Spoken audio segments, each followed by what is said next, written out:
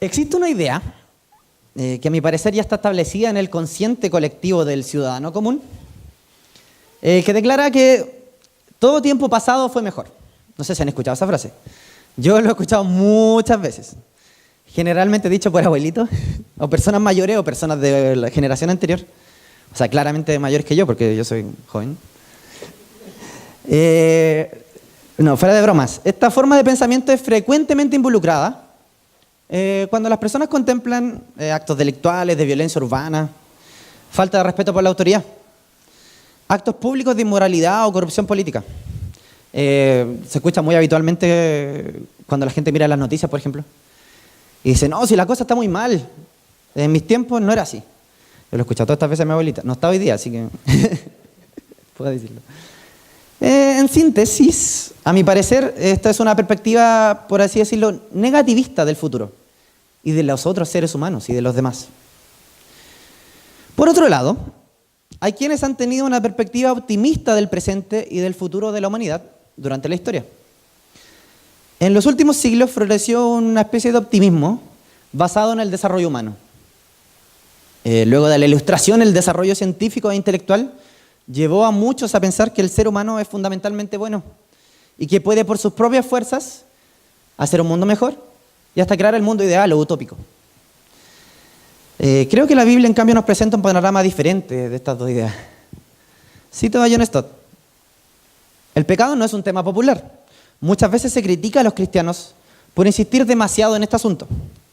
Pero es que los cristianos son realistas al respecto. El pecado no es un cómodo invento de los ministros religiosos que quieren mantenerse en su puesto. Es un hecho universal de la experiencia humana. La historia de los últimos siglos ha convencido a muchos de que el problema del mal radica en la persona misma, no meramente en su sociedad. En el siglo XIX floreció un optimismo liberal. Mucha gente creía que el hombre es eminentemente bueno y que el mal en general es causado por la ignorancia y la pobreza, y que la educación y la reforma social harían posible que los hombres vivan juntos en felicidad y buena voluntad. Sin embargo, esta ilusión ha quedado frustrada frente a los hechos ineludibles de la historia. Las oportunidades para la educación se han ampliado rápidamente por todo el mundo y han surgido muchos estados que ponen énfasis en el bien social.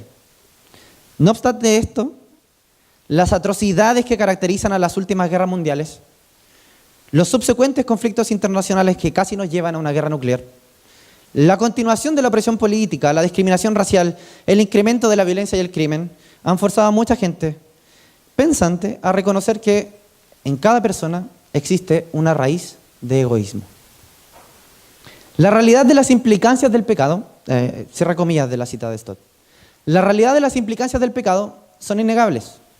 La incapacidad del hombre para hacer el cambio verdadero que el mundo necesita, mediante sus propios esfuerzos y logros, ha quedado en evidencia muchas veces en la historia. El hombre es incapaz. Por otro lado, la raíz del problema no está en las instituciones, en el Estado, en las empresas, en los políticos, en el dinero. Está en nosotros mismos, en cada uno de nosotros. Hoy meditaremos en el relato del diluvio.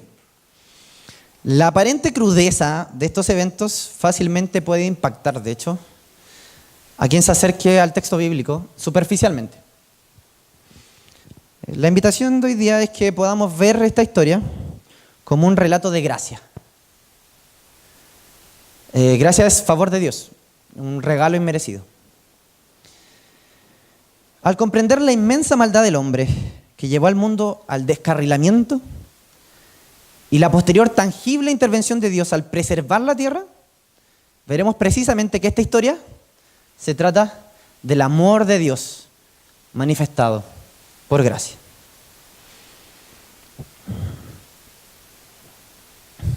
Los capítulos inmediatamente anteriores al capítulo 6 de Génesis nos relatan las consecuencias en la humanidad y en el mundo luego del pecado de Adán y Eva. Si vamos al capítulo 4 de Génesis, podemos ver eso, de hecho. El propósito de este periodo en general es mostrar el resultado necesario del pecado, cuando es dejado libremente por cuenta de sí mismo, hasta donde fuese posible. El texto La Escritura es enfática en decirnos que la naturaleza humana es corrompida y las terribles consecuencias del pecado son inmensas para el ser humano. En el Edén, como vimos la semana pasada, fue rota la relación del hombre con Dios, con el resto de los hombres, con el resto de la humanidad y con la creación. Ya observamos las consecuencias de estas relaciones rotas inmediatamente después de que Adán y Eva son expulsados del Edén. En el capítulo 4 de Génesis vemos que la primera generación que sale del huerto comete el primer asesinato. Son los dos primeros hombres después de Adán y Eva y uno mata al otro. Tenemos el relato de Caín asesinando a su hermano. Pero después se nos muestra la descendencia de Caín que está llena de orgullo y de idolatría. El texto nos muestra una rápida degeneración. Se nos expone la tendencia inherente del pecado en el hombre, de conducir a la ruina y el poder del pecado de corromper y degradar lo que sea que la bondad pudiese desenvolver. Aún en medio de esto, de todas formas, vemos cómo Dios preserva la continuidad de la redención. En el capítulo 5 se describe el linaje de Set, que llega hasta Noé, que es el personaje de la historia de hoy. Noé sería consuelo en la tierra maldita por el pecado de Adán. Debemos considerar que el texto nos quiere mostrar que antes de que la obra de la redención avanzase, la tendencia decadente del pecado pretende ser claramente ilustrada por la Escritura, a fin de que a luz de este movimiento descendente, la verdadera causa divina del curso ascendente de la redención pueda ser apreciada. Por los esfuerzos del hombre la historia va hacia el descenso, pero por la intervención divina podemos ver un curso ascendente en la historia. El capítulo 6, versículo 5 nos dice: y vio Jehová que la maldad de los hombres era mucha en la tierra, y que en todo designio de los pensamientos del corazón de ellos era de continuo al mal. Y al Señor le pesó haber hecho al hombre en la tierra, y sintió tristeza en su corazón. Entonces el Señor dijo: borraré de la superficie de la tierra al hombre que he creado, desde el hombre hasta el ganado, los reptiles y las aves del cielo, porque me pesa haberlos hecho. El texto de hoy comienza haciendo un sumario de la condición de la humanidad como consecuencia del pecado que vimos en los capítulos anteriores. La perversidad excesiva a la que la humanidad llegó en este periodo es descrita en términos fuertísimos. La Escritura dice que el Señor vio la magnitud de la maldad humana en la tierra. La humanidad estaba descarriada. Todo lo que la gente pensaba o imaginaba era siempre y totalmente malo. Observe el versículo 5 del capítulo 6. Nos habla primero de la intensidad de la extensión del mal, porque nos dice: la maldad de los hombres era mucha. Otra traducción podría ser: la maldad se había multiplicado por sobre toda la tierra. Tremenda intensidad de la extensión del mal. En segundo lugar, nos presenta su carácter interno. No es por razón externa, es interno del corazón del hombre. Dice que el designio de los pensamientos del corazón de ellos era de continuo al mal. Otra traducción podría ser: toda intención, toda inclinación del corazón del hombre era hacer el mal. En tercer lugar, nos muestra el carácter absoluto y continuo de esta inclinación hacia el mal. Dice que el designio de su corazón era de continuo solamente al mal, de continuo solamente al mal. Es un carácter absoluto y continuo. Otra traducción podría ser, de hecho, que la inclinación del corazón del hombre era solo hacer siempre el mal. Creo que el texto es muy claro al repetir sobre la maldad, al enfatizar sobre la maldad del hombre. Dios vio, de hecho, en el versículo 6, que la tierra se había corrompido y que estaba llena de violencia. Observó toda la corrupción que había en el mundo, porque todos en la tierra eran corruptos. La sociedad en los tiempos de Noé se encontraba en un estado de iniquidad irremediable. El texto entonces nos dice que el Señor lamentó haber creado al ser humano y haberle puesto sobre la tierra. Dice, la Reina Valera 60 dice: Jehová se arrepintió de haber hecho al hombre en la tierra y le dolió su corazón. Dios sintió tristeza en su corazón. Esto expresa en un lenguaje antropomórfico la idea de que el desenvolvimiento de la humanidad fracasó en relación a la finalidad para la cual Dios había puesto al hombre en la tierra. Sigue el versículo 7. Dios decreta que borrará de la faz de la tierra la raza humana que acaba de crear. Es la justa retribución por el pecado, de hecho. El juicio de Dios es la correcta y justa respuesta de la examinación de la evidencia innegable.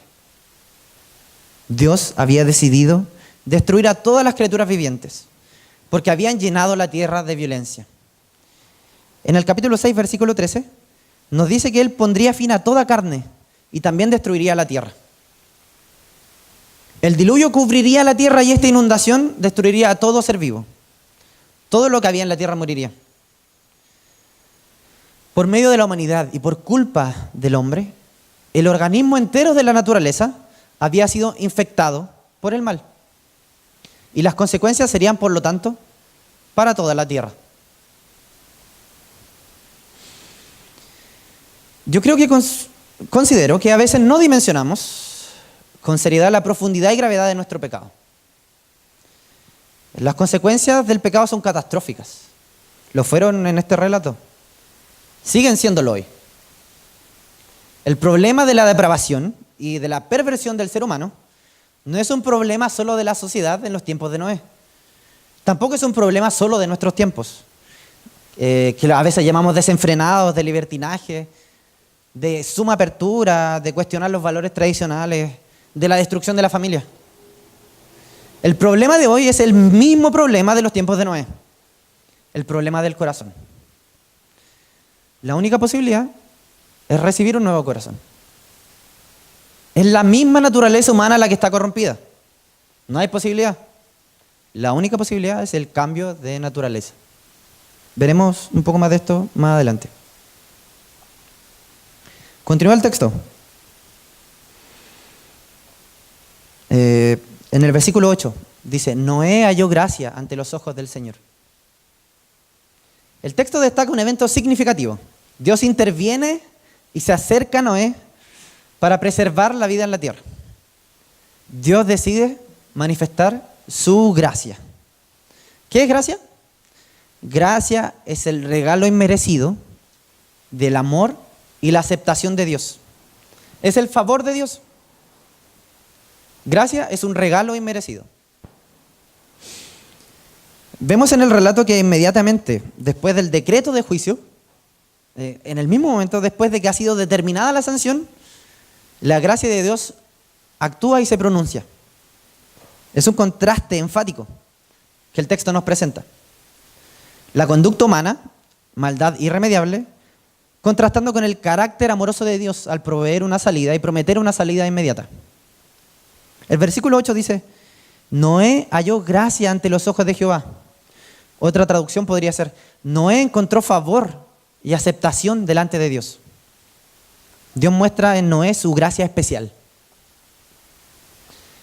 Un autor que se llama Alec Motyer comenta sobre este texto. Dice: donde quiera que esta expresión, hallar gracia ante los ojos de Dios, es usada en el Antiguo Testamento, por ejemplo en el libro de Ruth, la implicancia es de un estatus inferior suplicatorio e incluso sin mérito de aquel que encuentra o halla la gracia. Ciertamente en el caso de Noé, y sobre todo en el contexto de la perversidad humana relatada, la perfectamente precisa y literal traducción Noé encontró la gracia significa: la gracia encontró a Noé. La iniciativa es de Dios al encontrar a Noé con su gracia. La Reina Valera dice: Noé era varón justo, en el versículo 9. Noé era varón justo, perfecto en sus generaciones. Podríamos decir, en otras palabras, Noé era un hombre íntegro entre sus pares, entre sus contemporáneos. Noé fue considerado un hombre justo, la única persona que vivía en la tierra en este tiempo en comunión con Dios. Es clave comprender la razón por la que Noé es considerado justo. Noé también es un hijo de Adán.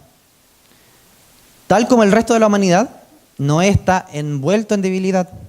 Su naturaleza es pecaminosa y por lo tanto está sujeto al decreto de juicio divino por el pecado. Pero la gracia intervino. Noé caminó con Dios, dice el texto. Con Dios caminó Noé. y anduvo en íntima comunión con Él.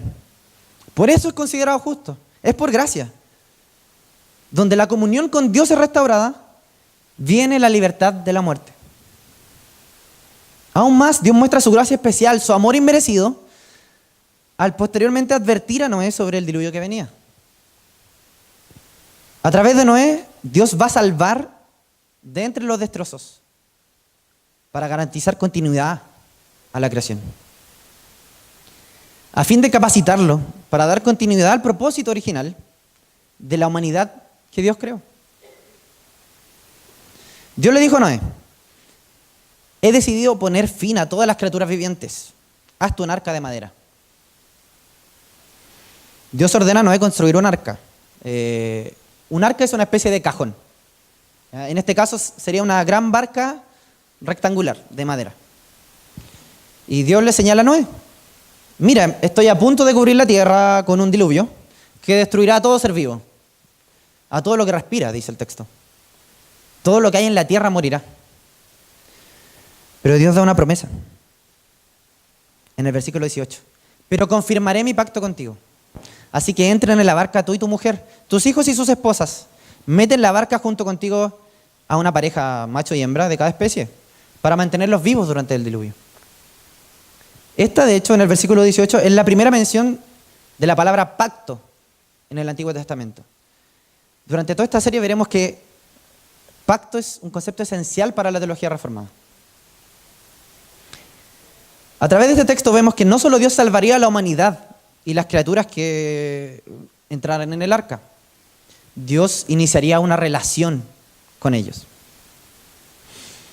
El versículo 22 nos dice que Noé obedeció. Noé hizo todo exactamente como Dios lo había ordenado. Él construyó el arca. Una vez construida, se reúnen los animales de la tierra, son reunidos, parejas de cada especie.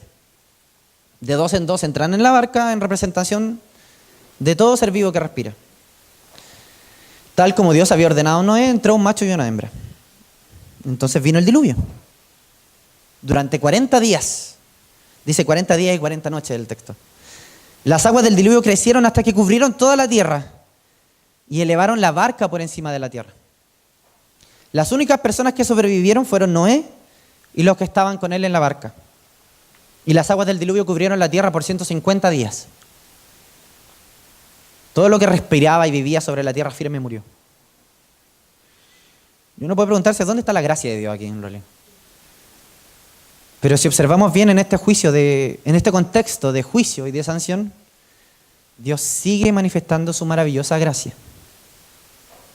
El cuidado activo de Dios está presente de una forma francamente maravillosa. Dios cuida a Noé y a su familia y a los animales. A través de ellos permite que nosotros existamos, que nosotros nazcamos. El versículo 16 dice, primero vamos viendo en el relato las distintas intervenciones de Dios. En el versículo 16 dice que Jehová Dios cerró la puerta. Cerró la puerta detrás de ellos. Esta acción de Dios es significativa, de hecho. Es un verbo fuerte. Dios mismo cerró la puerta, estableciendo que su presencia y su cuidado personal estarían con ellos. Él la cerró, Él la mantendría cerrada. En el versículo 18, después del capítulo 7 ya, leemos que el arca flotaba sobre la superficie de las aguas. Es una escena que nos muestra fragilidad, de hecho. Toda la vida de la tierra en ese momento estaba en esa pequeña barca, flotando sobre el mar. Otra posible traducción literal de ese versículo, el versículo 18, podría ser: el arca se movía sobre la faz de las aguas. Esta frase es la misma que vemos en Génesis 1:2, de hecho, donde nos dice que el Espíritu de Dios se movía sobre la faz de las aguas. El agua, que es destrucción, que es desorden, que es caos, era aquello sobre lo que Dios se movía en la creación. Y ahora es separada de la barca. El mismo Dios que interviene en Génesis 1 transformando el caos en orden, transformando la nada en vida, en el diluvio cuida y separa la vida que está en el arca del caos y la muerte que está en las aguas. Dios mismo sostiene esa barca con sus manos. El capítulo 8 después, posteriormente, inicia con una declaración. Dios no se olvidó de ellos. Cumplido el tiempo de la inundación, Dios mismo actúa enviando su viento sobre la tierra, por lo que las aguas bajaron y el arca reposó sobre los montes de Ararat.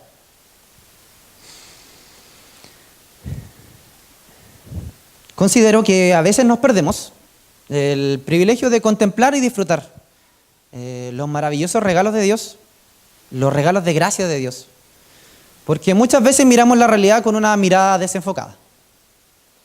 Creo que el texto nos llama hoy día a cambiar nuestra perspectiva y ver cómo la gracia de Dios está interviniendo en todo momento en la historia, en todo lo que existe y en nuestras historias. La gracia de Dios está interviniendo, se manifiesta en todo lo que existe. La vida misma, nuestras vidas son sostenidas por Dios. La vida misma, el universo mismo, es sostenido por Dios. Es una verdad de implicancias cósmicas. El universo no es un montón de elementos que surgieron por azar y se ordenan por casualidad para formar la vida.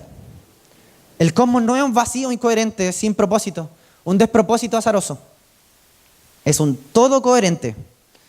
El cosmos es un todo coherente, sostenido y sustentado por el mismísimo Jesucristo, que muestra su gracia y gloria en todos los rincones de la existencia.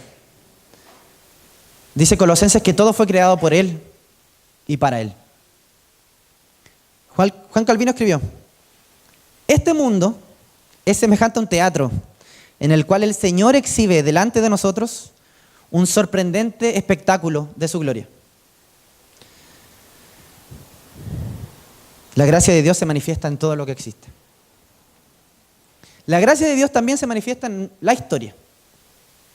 La llamamos gracia común. Efectivamente, si el mundo no ha sido destruido aún por la negligencia humana, es por el cuidado y la providencia divina. Pues los esfuerzos humanos de la historia han caído innegablemente en la insensatez y el orgullo idolátrico, que no ha conseguido nada más que la autodestrucción. Los proyectos del hombre fracasan. Es la gracia de Dios, su cuidado y su providencia la que se manifiesta en la historia. La gracia de Dios también se manifiesta en nuestras vidas personales. Y si abrimos los ojos lo podemos ver. Citando al gran Arnold Stern, la vida es un gran regalo y eso es una verdad. La palabra dice que en Él vivimos, nos movemos y somos. Con certeza podemos decir que incluso nuestros sufrimientos en nuestras historias personales tienen un propósito. Es la promesa de Dios en las Escrituras. Es misterioso, sí. Muchas veces inentendible. El sufrimiento es inentendible muchas veces. Pero cada cosa que sucede en nuestras vidas muestra la gloria de Dios de maneras que muchas veces no podremos comprender. Más aún, el solo hecho de que podamos estar aquí y podamos conocer a este Dios maravilloso es el mayor regalo de gracia que podríamos recibir.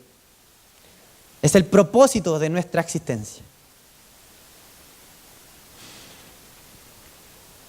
Entramos entonces al capítulo 8 y 9 y continúa el texto. Luego de 2 meses en el monte, en los montes de Ararat, Dios le dice a Noé que salga del arca. Él, su familia, todos los animales. Y les comanda que vayan y llenen la tierra. Noé ofrece un sacrificio de ofrenda a Dios y adora a Dios en gratitud. Y Dios establece y confirma su pacto y pone su arco iris en el cielo como señal del pacto. Dice el capítulo 9, versículo 9. Yo establezco mi pacto con ustedes y con su descendencia después de ustedes, con todo ser viviente que está con ustedes. Este pacto es único. Es una alianza hecha con toda criatura viva. Incluso podríamos decir que es con el propio planeta, por así decirlo.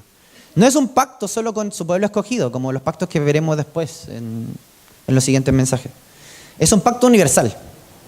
El hecho de que este pacto es una alianza con promesas universales es evidente, de hecho, en la señal que Dios utiliza. La señal es el arco iris, un fenómeno de la naturaleza absolutamente universal en su referencia. El diálogo de esta sección con Noé, el capítulo final del capítulo 8 y principio del capítulo 9, sucede en 3 periodos. El primero es del 20 al 22 del capítulo 8. Allí Dios establece un nuevo orden de las cosas, haciendo una paráfrasis del versículo 21. Nunca más volveré a maldecir la tierra, dice Dios, por causa de los seres humanos. Aun cuando las intenciones de su corazón se inclinen al mal, desde el vientre de su madre. Nunca más volverá a destruir a todos los seres vivos. Mientras la tierra permanezca, habrá cultivo y cosecha, frío y calor, verano y invierno, día y noche. Dios promete, primero, que en su providencia dará regularidad a la naturaleza. Y sus grandes procesos fundamentales continuarán de aquí en adelante. Él va a sostener la creación. En segundo lugar, se describen, ya entrando al capítulo 9, las medidas tomadas para dar seguridad a estas ordenanzas. Dios conecta sus ordenanzas a fin de hacer posible y salvaguardar el programa de bondad de la providencia de Dios. El versículo 1 del capítulo 9 nos dice, haciendo una paráfrasis, sean fructíferos y multiplíquense, llenen la tierra. Todos los animales que hay en el cielo y en la tierra, todas las aves del cielo, los animales pequeños que corren por el suelo y todos los peces del mar tendrán temor y terror de ustedes. Yo los he puesto bajo su autoridad. Si alguien quita una vida humana, la vida de esa persona también será quitada por manos humanas. Pues Dios hizo al ser humano a su propia imagen. Sean fructíferos y multiplíquense. Vuelvan a poblar la tierra. Hay muchas cosas que podríamos ver de esta parte del pacto, de hecho, pero vamos a resumirlo por causa del tiempo. Primero, Dios se refiere a la propagación de la vida, a la protección de la vida. Sean fructíferos y multiplíquense, llenen la tierra. A la sustentación de la vida. Dios, de hecho, hace eco aquí de las ordenanzas dadas en la creación, en el Génesis. El mandamiento y la bendición de ser fructíferos que le dio a Adán y Eva, en Génesis 2, es renovado. Dios reitera la mayordomía del hombre sobre la creación y su dignidad, pues dice que el hombre, el ser humano, fue creado a su propia imagen. El tercer punto de este pacto está desde el versículo 9 en adelante. Relata cómo este nuevo orden será confirmado en la forma de un pacto, explícitamente aquí, dando una señal solemne a esta alianza. Un pacto es una alianza. La señal solemne de esta alianza es el arco iris. La representación con relación al arco iris es antropomórfica. El texto nos dice que el propio Dios sería recordado por su pacto a través de esta señal. Dios se recordaría a sí mismo, dice el texto, el acuerdo que había hecho, la alianza que había hecho con la humanidad a través del arco iris. El arco es producido, de hecho, a partir de las propias nubes que habían traído la destrucción sobre la tierra. Y los rayos de sol, que en el simbolismo del Antiguo Testamento representan luz, la luz divina de su gracia. Primero quiero hacer un pequeño paréntesis. Hubo ciertos movimientos políticos en la historia que se intentaron apropiar de la figura del arco iris. Hoy hay ciertas ideologías que lo han secuestrado como símbolo, de hecho. El arco iris no pertenece a estas ideologías posmodernas o a movimientos políticos. El arco iris es la señal del pacto universal de Dios. Un símbolo importantísimo que debe recordarnos su providencia y cuidado. Así que si usted es papá, le pido, enseñe esto a sus hijos. Cuando vea un arco iris en el cielo, recuerde esto, es la señal de Dios. No permita que ideologías actuales influencien y adoctrinen la mente de sus hijos, secuestrando el verdadero significado de las señales que Dios estableció. Ahí voy a cerrar el paréntesis. Volvemos al pacto entonces. Dios a través de Noé estableció un pacto con toda la humanidad y con toda la tierra. Pero la historia del pacto de Dios no termina aquí. Esta es la primera muestra de cómo Dios se relacionaría con la humanidad a través de un pacto. Posteriormente sería específicamente con su pueblo escogido. En la perspectiva reformada, este concepto de pacto une toda la Escritura. A través de esta primera alianza con Noé, Dios comienza un camino. Se irá dando a conocer. Dios se irá revelando progresivamente en la historia. Así que esto recién comienza. No vamos a ver el resto de los pactos de días, vamos a dejarlo hasta aquí, pero esto recién comienza, así que esté preparado.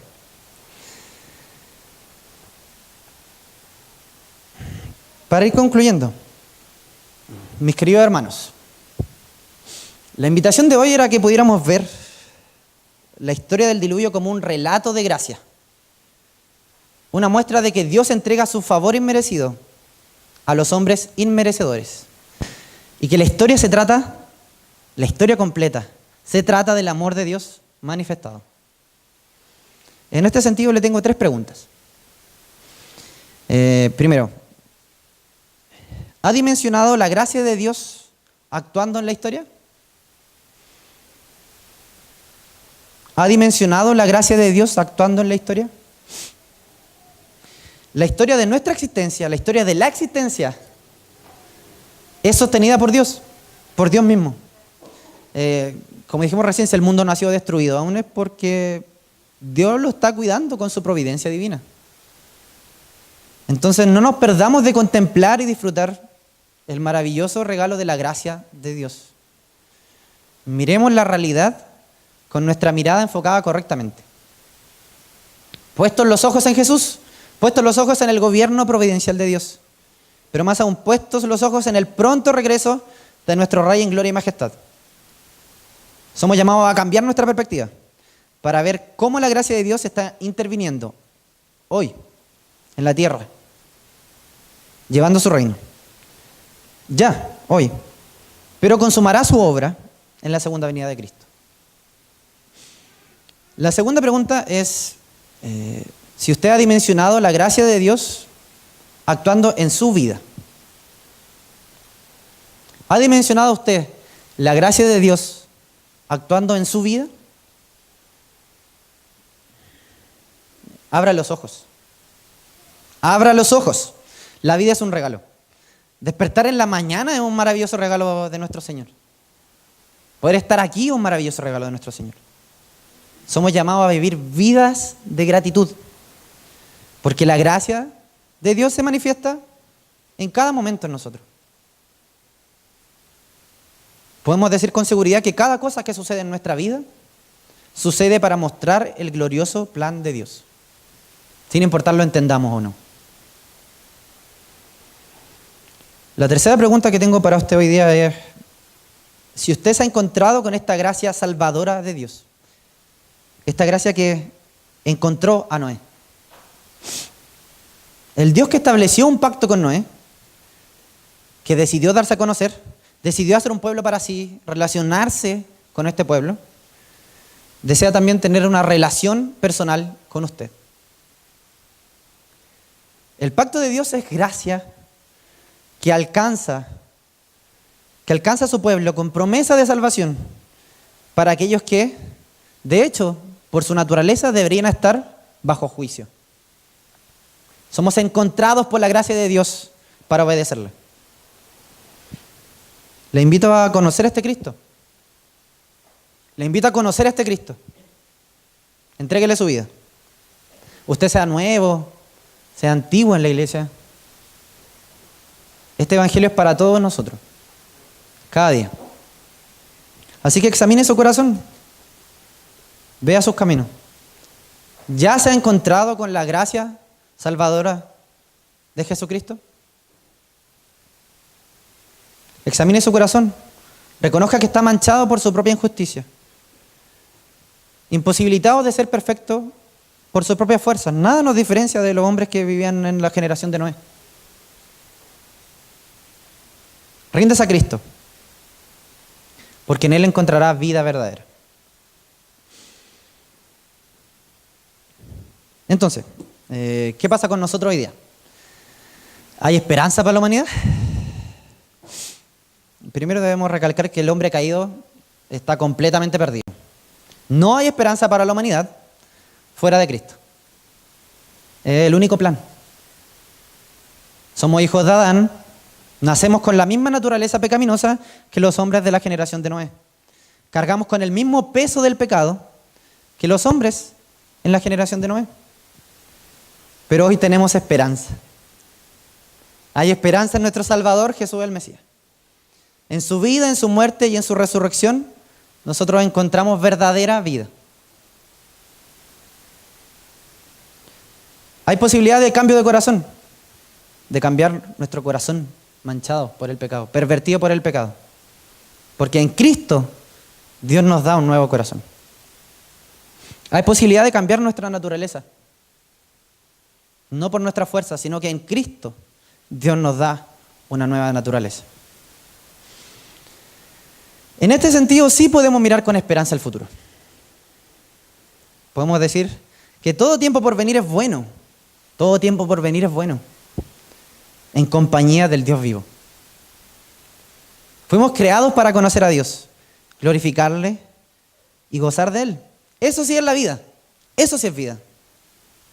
Jesús dijo, y esta es la vida eterna, que te conozcan a ti, el único Dios verdadero, y a Jesucristo, a quien tú has enviado. Esta es la vida eterna, que te conozcan a ti, el único Dios verdadero, y a Jesucristo, a quien has enviado. Sí, querido hermano, el futuro que viene es mejor.